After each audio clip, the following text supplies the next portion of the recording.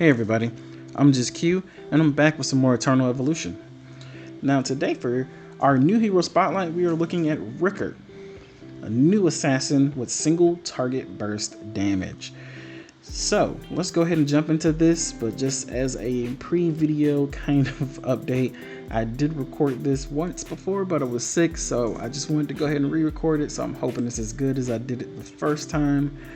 But let's go ahead and jump into it. So for his passive, we have Sword Guard. Every time Rickert absorbs one Sword Soul, he is healed for 8% of his max HP.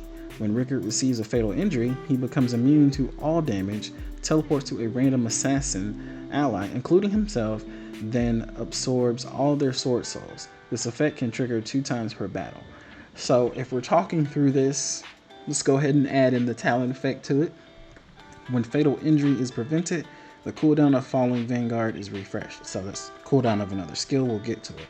So if we're talking about this already, random assassin ally, I already know that I need to go ahead and let everybody know he shines best when he's paired with other assassins. I would say at least 2.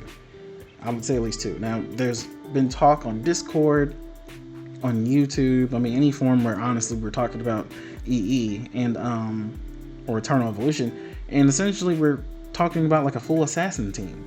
Like, where would a full assassin team shine? Is it good to build a full assassin team? For him, definitely good. Already, it helps with his teleportation move that he's using here, and then absorption of his Sword Souls and the acquiring of Sword Souls as well. So that's number 1. You should see that he should be paired with other assassins. Now, if we're moving on to Falling Vanguard, teleport behind the enemy with the lowest HP, then inflict 740% damage to them. Like, that is a completely, like, that's really good amount of damage. It's crazy amount of, like, he is a single target burst character, definitely. That's really good.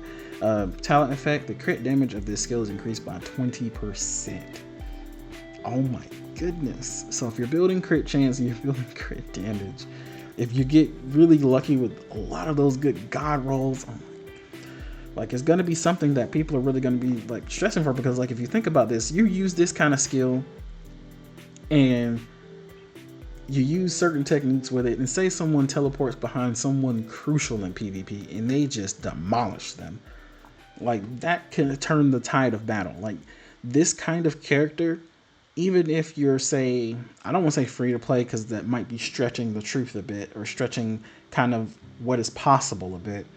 But if you use this and say you're pay to win in whatever aspect, whether it be Dolphin or whatever, but say like someone very high in PvP in this instance is maybe 1 mil to 1.5 million CP higher than you, but a particular character or characters on their team are needed for them to kind of combo everything that they're working with. If you use a person like this, teleport behind them, instantly hit that move, and you crit on it, and you demolish their health, you could turn the tide of battle. Which is why a lot of the times you'll see someone in PvP when we do our, which actually, is it on? Let's go see. We'll go back to the character in just a second. But I don't think it's perimeter arena. Yeah, so our summon arena. I couldn't think of the names, I had to go to it. But say with our summon arena, you go and we'll be voting on people to win, and typically we'll vote for the person with more CP because that's who you expect to win. There's been plenty of times where we've seen the person with the lower amount of CP actually win, and it's because of their strategy. So just, remember that while we're talking about Rickert, because he jumps back to that back line, or I honestly don't know how he works yet. I mean, I did summon, well, not summon, sorry. I did get him from Jamuzo's Bell, and I have a copy of him, but I have not used him. So I personally don't know how crucial that this teleport move is going to be. Let's go ahead and move on to Sword Soul. This is also with other assassins being on his team, so don't forget about this. Grant 1 Sword Souls to allied assassins. So already you need more assassins. When a hero with a sword soul performs a basic attack, the sword soul will attack with them, inflicting 40% of Rickert's attack as damage to the enemy. Each hero can have a total of 2 sword souls. So now if we're talking about that, we're also going to go ahead and add in that talent effect. Rickert gains half of the crit rate of allies with a sword soul. So that they only have to have at least 1 sword soul. Like, he's not stealing this from them. He's just gaining what they have. So it doesn't say like the ally that has the sword soul is losing their crit rate. They still have their crit rate. They're still fine. They're doing their thing, dealing damage. And he just gains half of that crit rate. So the crit rate, I would say you should be shooting for should be 50%. And then you should be looking to gain 50% or 25% from each allied assassin on the field. So that's why I was shooting for 3, because you only need 2 more. So you need 25, that adds up to another 50. And then you have 100% crit rate right there. So you only need 2 more assassins really. But I mean, it's up to you if you want to build a full assassins team. But I would say you can build the 3. Then you could build, say, like put your Leo on field for sustain and survivability tank. And then you can also put in your Maserati for a buff if you want to, or you can throw in a Daniel if you're just doing something in terms of all damage. It just depends on the situation at hand, but that's just what I've been thinking. So going back to this ability and making sure everyone understands it, if you're granting 1 sword soul to allied assassins, and I thought it said, maybe it says on his ultimate, because again, I've done this before, which is sick.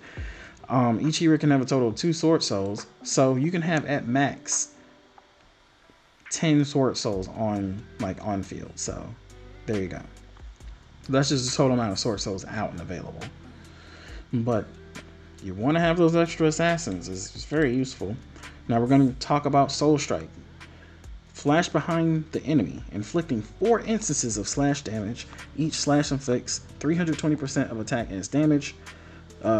Talent effect: when casting a skill, Rickert absorbs all sword souls on the battlefield. For every 3 sword souls absorbed, he slashes the target 1 additional time or times. Now that's why I wanted to talk about this previous ability, sword soul. Each hero can only have 2 sword souls. So even if you build a full team of assassins, we're talking the other 4, so we're talking 8. I'm not sure if they count Rickert in the sword souls category, or maybe they're just talking about what he absorbs. So he absorbs all sword souls on the battlefield. I'm pretty sure he gets his own sword souls as well, so he can only have 2. But if they're not talking about him, that's where that number gets a little convoluted. So 2 sword souls, 5 assassins on the field, you have 10 sword souls. So 10 sword souls, but he absorbs, for every 3 sword souls absorbed, he slashes 1 additional time. So 3, 6, 9.